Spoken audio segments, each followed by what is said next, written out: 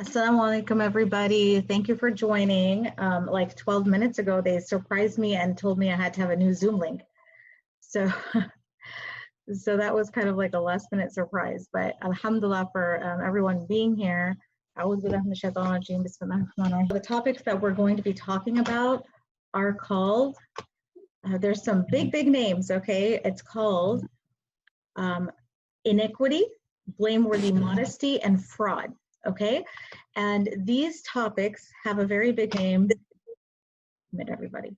I wish it would just automatically admit people because I want everybody to hear. So yes, so today the topics that we're going to be talking about have to do with shortchanging the rights of others. Okay, it has to do with when you are doing wrong in relationship to others. This is part of our spirituality in Islam, right? So our entire topic of this entire 1 month class is characteristics and diseases of the heart. We're trying to purify our heart. Part of purifying our heart is situating inside of us correctly. It is relating, knowing and becoming aware and relating with Allah correctly.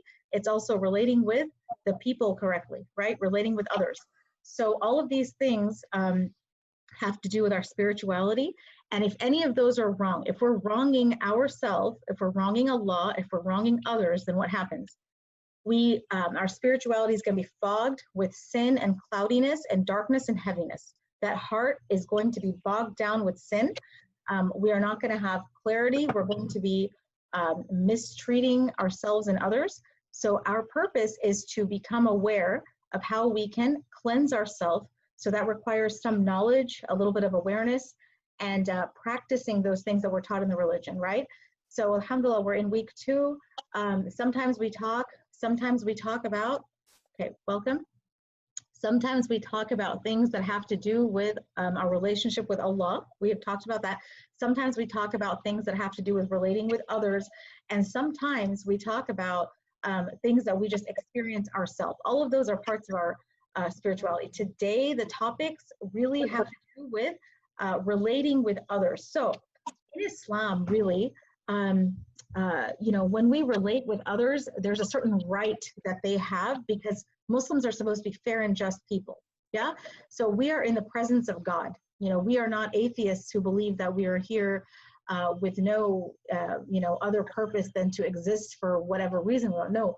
As Muslims, we are witnesses, we're believers. We all say, Ashhadu an la ilaha illallah Muhammad Rasulullah. And really, we should practice saying that. It's not enough that we were born into, parents that are Muslims. It's not enough, that sometime back in like kindergarten, we said our shahada. We should repeat this regularly. If it's not in our adhkar, try to repeat this here, here and there through the day. Try to say, Ashhadu an la ilaha illallah Muhammad Rasulullah. And renew your intention always. Renew your intention.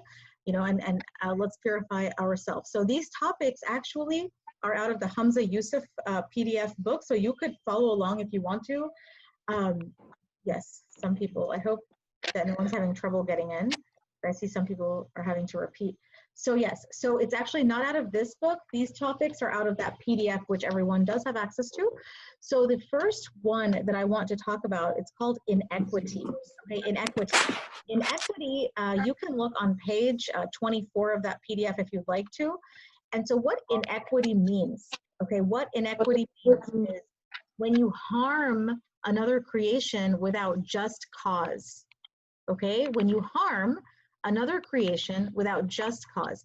As we know, as Muslims, we are not supposed to harm anybody. We're not supposed to harm anybody. I better do something about my muting okay, let me mute everybody. So that way you don't feel like you have to, yeah, there we go. Okay, so everyone's muted. So as a Muslim, you don't hurt somebody, you don't take something that's not yours, you don't abuse others. You have to make sure people are safe from you, right? So, my neighbor should know that I'll never do anything against them, without their consent, right? My family members should know, my classmates should know, my business people I'm in business with, they should know that I'm not going to abuse them, I'm not going to shortchange them. And so inequity, if you look here in this book, inequity here is defined as when you harm something without a just cause. And also, there's a word called bari, which is derived from the Arabic word that denotes desire. So sometimes the reason, the motive that people, do this, or they harm someone without a just cause, is sometimes because they want something that is more than what they are allocated in a halal way. So if you want something, okay, everybody wants things. I mean, this is a normal thing in life. This is a normal desire. But when you want something to the degree that you're willing to be unjust, you're willing to transgress somebody else's rights, you're willing to harm somebody to get that thing, that is a sin. You cannot harm somebody else to get what you want. That could be a material thing. That could be an immaterial thing, right? So, for example, Kahoot question, you want the answers to your homework, your test, a project. So if you were to cheat, if you were to take somebody else's answers or take their work without their consent, they're not your group member,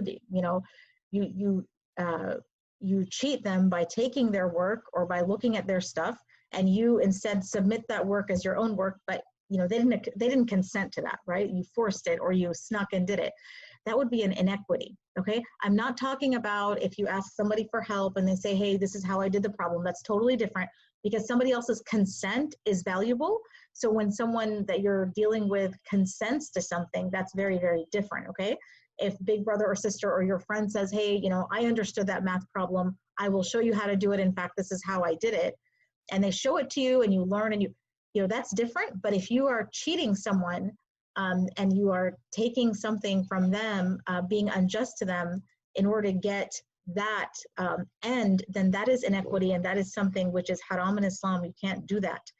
And so let's go into a little bit further in that paragraph. I'm on page 24 of the Hamza Yusuf PDF.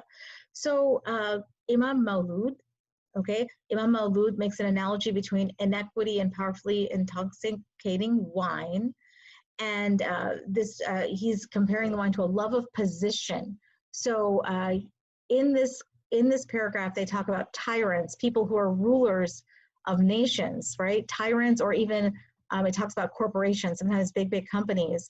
What they do in order to get that end goal is they practice inequity. So you might have a tyrant, you might have somebody who wants like a certain position in politics. So in order to get that position, they might do something to their competitors. They might commit some kind of a crime to make sure their competitor doesn't win, or they might rig the votes, right?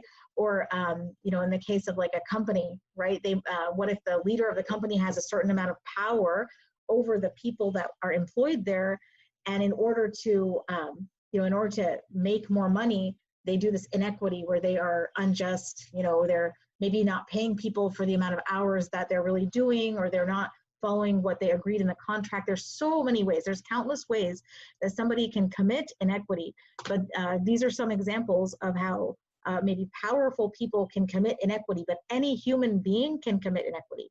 Okay, we as human beings, as Muslims, are responsible for every deed that we do, and it is completely within our power to commit the sin of inequity, but it is haram, and we have to withhold ourselves despite the desire, despite the temptation.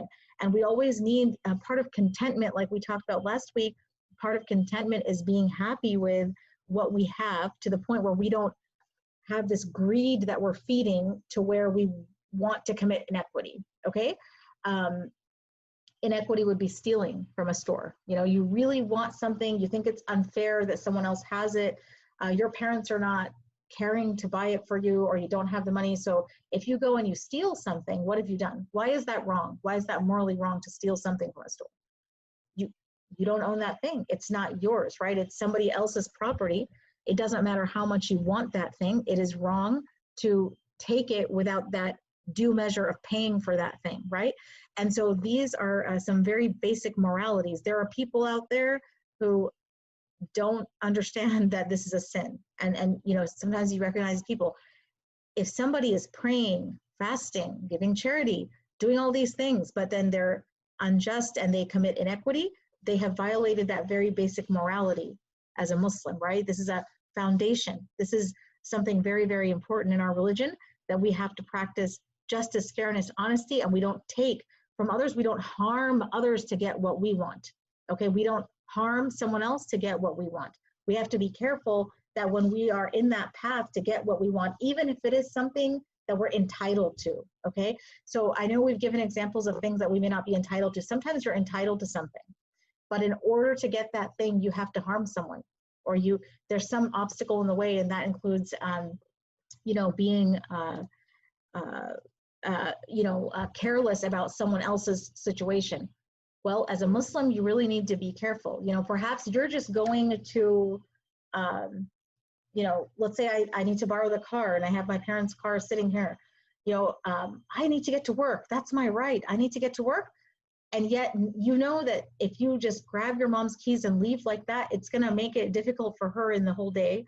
Maybe you didn't even talk to her or take her permission. Maybe, this sort of thinking, is something that we need to restrain ourselves from. We need to realize that I may be doing something that I think is right, but if I'm going to harm somebody to get that thing, we need to rethink and think of a better way of doing that, okay? Maybe we can find a different way. We can talk to them. We can arrange, in that situation, we can arrange, to make sure that we are polite and we're borrowing the car, at a time when, mom can use it too. And just, just being careful, but we cannot just think that in this world, we just go about things and care about our own rights and that's all that matters. No, we have to care who we're stepping on top of, who we're stepping over, who we're hurting. We have to consider these things. It's a very important part of our religion. If we look a little bit further down, we are reminded on page 25 that the world's most powerful leaders, after finally achieving what they so badly coveted, taste death. And that death is the greatest leveler. What does that mean? So what the wisdom that we're hearing here is sometimes you have a powerful ruler and they have committed inequity to get all of that power and that wealth that they want, but in the end, they're gonna die. And that death is something that is the greatest leveler, because in this dunya, we're not exactly on the same level sometimes, but death is going to make everybody the same because we're all gonna die, right?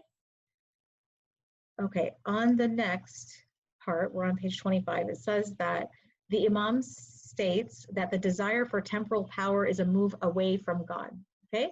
So in the situation of that power that that tyrant wants, by being greedy and by, committing the sin of inequity and they're just trying to acquire it through inequity, they're also, as they're gaining that, they're also moving away from Allah at the same time, right? So how, you have to consider how close are you to Allah? Are my deeds and my sins getting me closer or further from Allah? In the next paragraph, it says that vain pursuits wear out the soul. A person who endeavors to please people and gain their love, admiration, or approval will exhaust himself. In the end, his pursuit may leave some people pleased and happy, but others displeased and resentful, okay? Also in that paragraph, it says one should not expect the pleasure of God while pursuing the pleasure of his servants, okay? So very important principle in Islam that when we are trying to seek the pleasure of God, the reason that can be hard is because you will not be able to necessarily achieve the pleasure of people at the same time, okay?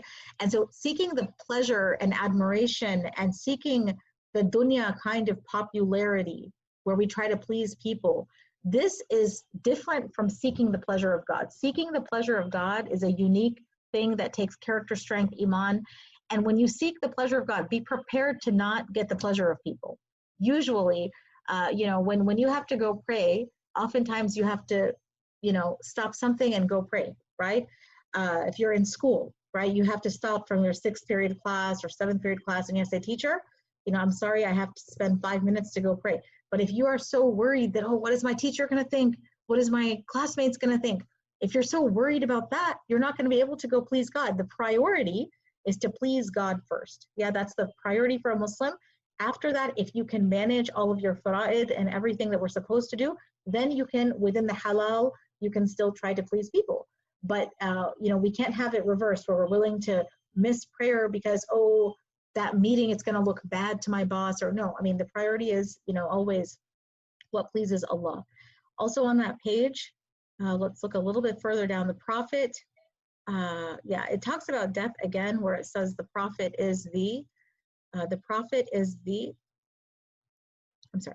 said, remember often the destroyer of pleasure, that is death.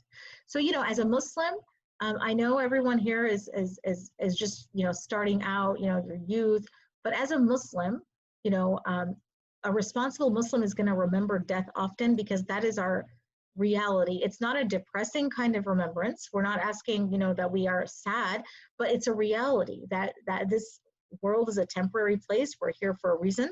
We live and we do our business, but that death is a reality that a Muslim needs to meet in a prepared way. Muslim needs to be prepared for death. Death can happen anytime. You don't have to be, you know, past retirement age, as we know. Death can come anytime. When that death comes, our opportunity is complete. You know, we have to have done the best we can do. You know, so in this world, it's kind of like a chance to do the best you can do, be the best you can be, purify yourself, try to stay away from the sins, and rack up as many good deeds as you can so that when death comes, we don't know when that is. You know, anybody can go outside, we can have a car accident, something can happen, an accident, or, you know, whenever that is, that we're prepared for that, right? So let's look at the next one after inequity. And so on the Kahoot question, when you're asked what inequity is right here, where it says harming anything in creation without a just cause, okay? Now we're going to look at the next one. My printer wasn't working, so I have to do this off of a PDF. Blameworthy modesty, okay? Blameworthy modesty. And really we have to appreciate like some of the specific vocabulary terms that these scholars are trying to use to do their best to try to translate these terms, because sometimes these terms cannot be done in like one word. So when we look at blameworthy modesty, we think of modesty. In fact, we were just talking about haya the other day. Modesty in many cases is a good thing. In fact, that's what it says, the definition. If you look on page 34, modesty is something praised in Islam and considered virtuous, but there are some times when it is actually blameworthy to be less. Okay, when we think of modest, we think of like kind of, you know, not standing out, or just kind of, you know, being quiet or less. Sometimes those kind of things come to our mind. However, there are times when that's actually wrong. If there's something like munkar, you know, something condemnable, it says, if you look on that paragraph, that it's something condemnable is condemnable regardless of the status of a person who's engaged in it, whether he or she is a close relative or a person of status, wealth, and authority, okay? So what does that mean? That in the world, sometimes people say, oh, that person, you know, they recognize something wrong is happening, but because that's a popular person, that's an influential person, that person is the principal or the boss or whoever, then they're scared to kind of call it out, or scared to say something, or they're letting it go. Oh, a celebrity is doing it, khalas, that's okay. President is doing it, or, you know, but in Islam, a wrong is a wrong. You know, it doesn't matter who's doing it. Nobody's above Allah, you know. So we are all accountable for our deeds, and blameworthy modesty is here where, you know, we have to speak out or do something about a wrong. Even if that is a relative, a person who is maybe very close to us, a person who has that status, wealth, and authority. In Islam, we have to play our part. And if we feel like we're so modest or so quiet in a time of wrong, then that is blameworthy modesty. So I know some of you joined last time, or not last week, when we were talking about lies and honesty, and there was a little example that we talked about where something happens in your classroom. You know who did that. They you know, something fell from your teacher's desk, a laptop or a science experiment. You know who did it, and when the teacher asks, you know, who knows who did this? If you're quiet while knowing that, then that is an example of blameworthy modesty, right? That is a place where the honest thing to do would be to say, you know, to give that knowledge that you have, and not to be quiet, because in that case, being quiet would be lying. Okay, so that section. So the next section is, let's see, fraud. That's a totally different section of the book. So that's 64. So I'm going to pop over to page 64 here. What is fraud? Fraud is a very big deal because as Muslims, we are honest, just, fair people. What you give and what you take, this has to be like measured properly.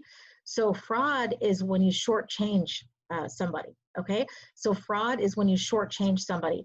And there's more than one way to define fraud in this book, and that's why in the Kahoot, I ask you 2 different questions about defining fraud. So one way to define fraud, if you look in the Quran, one of the ayahs says, woe to those who shortchange others. That's one way. The other way is also another additional description. It's not a conflicting one, it's the same. But here it says fraud is concealing from people some fault, blemish, or harm, either of a religious or worldly nature, okay? So there's different examples of fraud. So let's say if you're a salesperson, if you're concealing, like if you try to sell something that's maybe broken or defective, but you didn't tell the people that that's, you know, that's the case, right? You know, you sell maybe a car pretending like it's a new car when actually something is broken inside, right? Or you sell, you know, anything, you know, as a business person, you might do that. This would be a sin. That would be committing fraud because you're not being like open about it, right? As far as shortchanging, that would be like when you're giving less and taking more than what you're rightfully supposed to do. So shortchanging is not always a monetary thing. You can shortchange somebody, okay, in a non-monetary way. And that's where it really applies to us as this special group of like girls and youth, and we are the caretakers, right, of society, really. We are the caretakers of family and relationships and doing right to others. And, you know, subhanAllah, like, I know that, you know, there is a financial aspect to life, and there's definitely, that's black and white. If you shortchange somebody, you shortchange somebody. But sometimes what we don't think about is all those shortchanges that happen that are not black and white, that are not, you know, that are not financial necessarily. You might be shortchanging people. You might be unjust in your social dealings, like let's say in the family, right? You might be, there's some things that really need to be just and fair. And then there's always like, you know, mashallah, in Islam, you know, we have some rules and guidelines. There's always space to do, you know, that where we have a space to do things like in a lenient way, or to kind of, you know, for, you know, you might have, you know, we gave this example when we were doing the Ramadan class. If you're a little bit older, there's a wedding in the family, you know, the just thing to do would be to make sure you invite all of your siblings or all of your children or all of your nieces. Perhaps you are maybe closer to one of them, you know, and in that case, maybe you can do, you know, you ask them to help you with whatever, you know, come early, decorate, do something. But, you know, you have to be, at least there has to be a standard of fairness, and that applies, you know, case by case basis. And we don't have time to go into every example, but to have a basic justice that, you know, okay, if you have 3 sisters, make sure you invite all 3 of them, you know, otherwise you might be like shortchanging them, right? If somebody, you know, if somebody calls you like 3 times a day, and you are calling, you know, other people, you know, 5 times a day, but this one person who's a relative, you're just not even calling them back, you're not replying, you're kind of shortchanging them. There's a lot of these like gray areas that only you know and only Allah knows. But we really need to be careful, you know, when we're shortchanging people in ways that, to the degree where it could be sinful. You know, there's no way, you know, I'm not saying that we have to be exactly reciprocal in every situation, but I'm saying that we should become aware that there are times when, you know, we could really be doing a genuine shortchange, and that we're reflective, and that we're always accountable, that we're always kind of critical of ourselves, to be careful that we don't fall into that area. You know, as human beings, we're allowed to have our tastes and our preferences, but we always want to live our life in a way where we are really in a safe zone, and we're not hurting other people, we're not doing flat out injustice or wrong to other people, right? And that we are, you know, really of upright character. And so this requires like this constant self-reflection, self-accountability. Okay, let's keep looking at what it says here about shortchanging.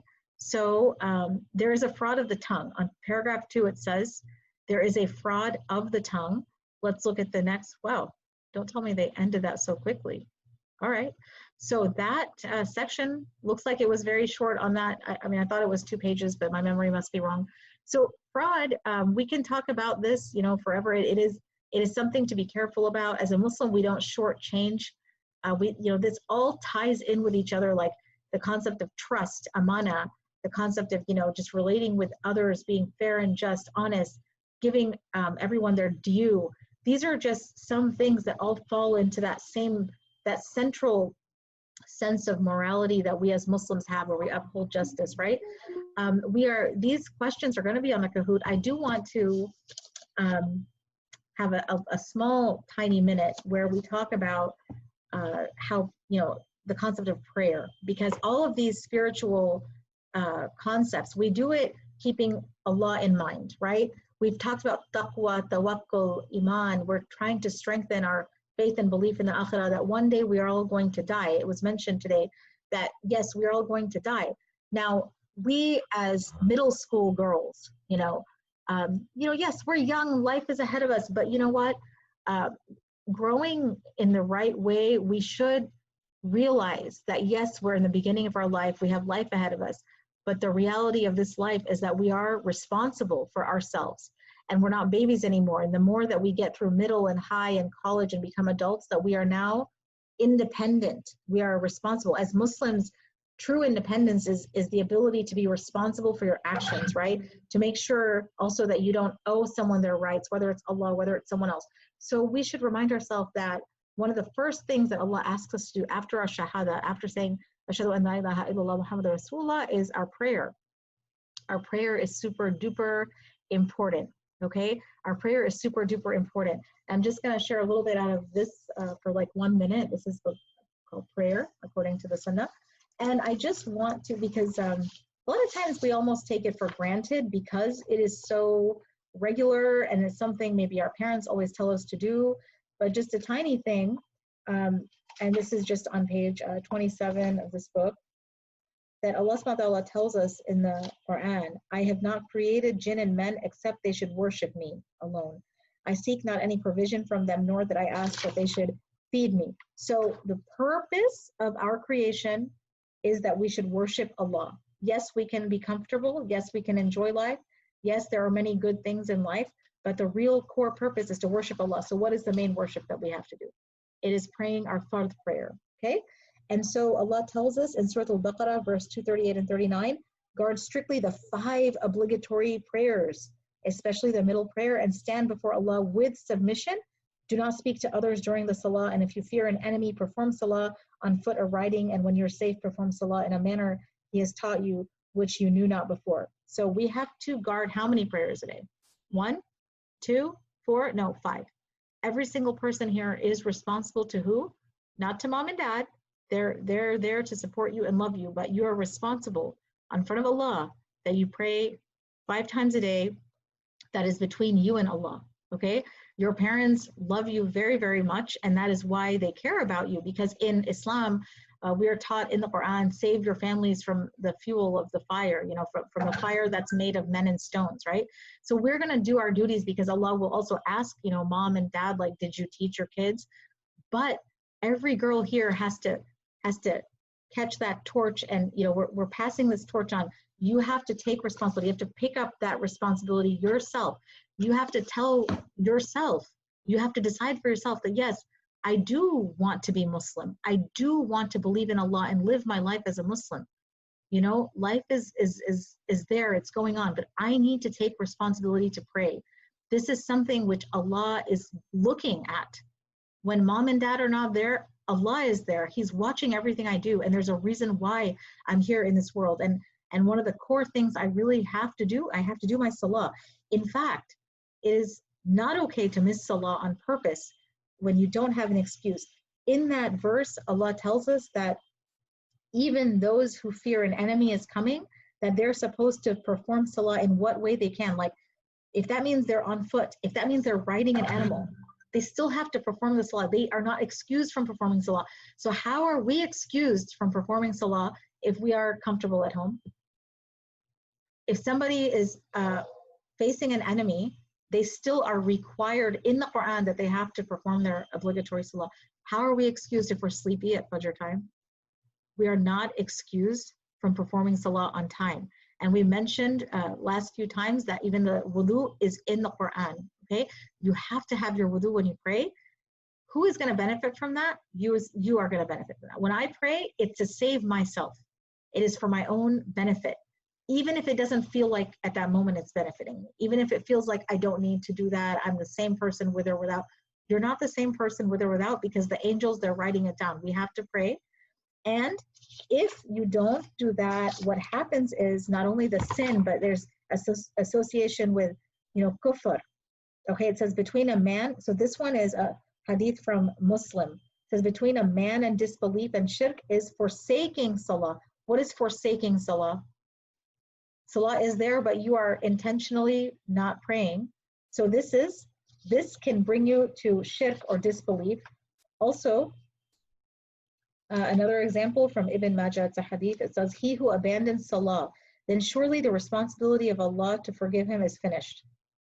Okay, also, there are other examples in Surah Al-Mudaththir, verse 42 and 43. Allah says, what has caused you to enter hell? They will say, we were not of those who used to perform salah. And another example in Surah Ma'un, verse 4 and 5. So woe unto those who perform salah, but those who delay salah. Okay, and this is a whole nother topic of the quality of our salah, but always try to think that, the way that you try to make 100% on an exam, the way that you try to make somebody you love happy by making them happy like 100 out of 100, try to think about your prayer as like 100 out of 100. Try to get all those points because you love Allah, you fear Allah, you want what's best for yourself, right? Try to get 100 out of 100. So if we're late to the prayer, if we're delaying or praying after the time, how much have we subtracted from that 100? If we're not making our wudu, what have we done? Maybe it's a 0 now because you didn't make the wudu. If we're not praying properly out of laziness, sometimes, people don't want to grab the right covering, but as a Muslim, we all have enough, we have enough to where we can cover properly, right? To make sure that our prayer is acceptable. If there's something we need to learn, we have lots of learning tools at our resources, right? If we need to learn that basic surah, that basic dua in the middle, the adhkar that goes with it, we're responsible for that. I'll try to go through some of that as we go through these classes, but these are responsibilities that we have, and it is a fard on us to know these things. And at the end of the day, mom and dad are not going to go with us to our accountability on front of Allah. They're not going to go with us to our grave. They're not going to stand on front of Allah, right? And with everything going on in life, let's make that strong commitment that we are Muslim, and the first thing we're going to do is try our best to pray. And believe me, if you make the intention, Allah will make it easier for you. I know sometimes it's hard to get up off your iPad, to get up off your show you're watching, right? To get out of bed at Fajr time because you didn't really have much of a bedtime or whatever it is, or you are doing something else, and to stop everything to go pray. This is our obligation. It proves to Allah whether we believe, okay? And, it gives us all those good deeds that for our akhirat, that's going to be our reality forever when there's no time limit anymore, and it also saves us from the hellfire. So why would we not pray, right? So we need to pray our fard prayer. The more you do it, the more you're going to love to do it, inshallah. And this is all part of our spirituality as well. So as we talk about purifying ourselves from how we relate to others and relate to Allah, part of it is also strengthening our ibadah. The most basic one is our prayer, okay? So let's hop over to the Kahoot, inshallah. You guys have been amazing. The Kahoot is going to go back to those things that we talked about in the spirituality piece. And so I'm going to share my screen and hope that I don't lose you. You guys have been really amazing. Thank you. Okay. And, I wish that I had time to, when I was preparing for class, I was thinking, I wish I could talk with you all about what it is, all the obstacles that we have to pray, with that full, desire, and that can be a discussion in and of itself. So here we go. So here we have, the Kahoot pin number 9915510. One day, inshallah, we will talk about praying, the obstacles that we as human beings face in really getting up and praying our fard and doing those things, So one day, inshallah, I have the intention to continue that discussion. Very good. We got 6. I want to see all of you on there today. So remember the topics we talked about as the rest of us are logging in. We talked about today inequity. Okay, inequity. We talked about blameworthy modesty, and we talked about fraud.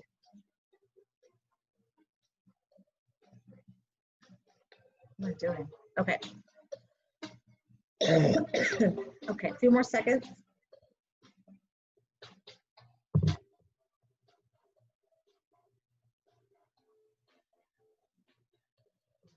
And I'm very, very happy to see all of y'all today. Really, I'm so happy. I know it's like, what, a Monday?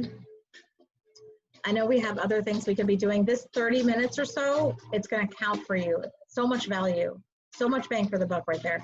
Let's go ahead and start. Bismillah.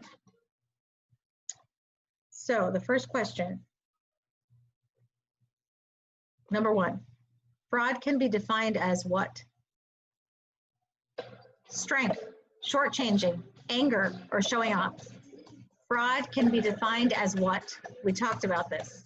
And we said, very, very good. So shortchanging is one way to define fraud, and that's how it's defined in the Quran.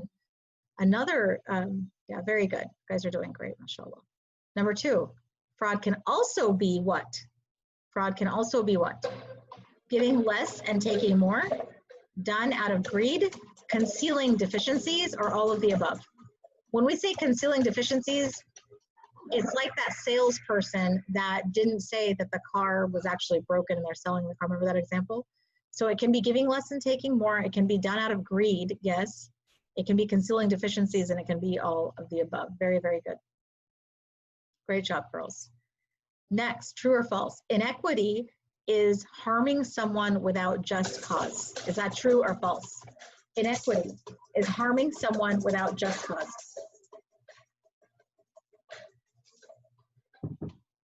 That is true. All of you got that point. I'm so happy, and I hope we can practice that in our lifetime. Okay, our next one. You guys are doing very good. An example of blameworthy modesty is not speaking out in a time of injustice or need. The true or false question. If you do not speak out, is that blameworthy modesty? True. Very, very good. So if something wrong happens and you didn't speak out in a time of need or injustice, that's blameworthy modesty. That means you should have said something. Okay, so don't be so modest that you do that. You guys are doing good. Right now we got Maliha, Lana, Fatima, Aisha, Noor. Excellent. Great job, girls. Y'all are amazing. An example of fraud is, what's an example of fraud? Being tardy, selling something broken without saying it, sleeping in, or missing a prayer. You've used this question 5 times. Okay. My daughter is telling me. Very, very good. Selling something broken and you didn't say that it's broken, that would be fraud. Okay. Asma, I can get your help to make up questions that are better than. Number 6, an example of inequity is cheating by looking at your friend's homework without permission, sharing a Kit Kat, handing clothes down to a sibling, or praying in congregation. Very, very good. So if you did not get permission, but you're cheating, and by looking at your friend's homework, that's an example of inequity. So how is that cheating person, what are they trying to acquire? They're trying to acquire an easy grade. That's what they're trying to get. And they are doing what? They are unjust to their friend by not getting their permission and getting the answers in order to get that good grade without doing their part, right? Okay, let's take a look at who did good. I know all of you guys did great today. To Fatima Mushtaha, congratulations. And I love to see some of your names come back over and over. We got Maliha, got 5 out of 6. And we have Aisha Sayed. You guys are awesome. Also Arisa and Asma. And there are 16 people, mashallah. Many of you doing great. So I'm gonna do a quick dua.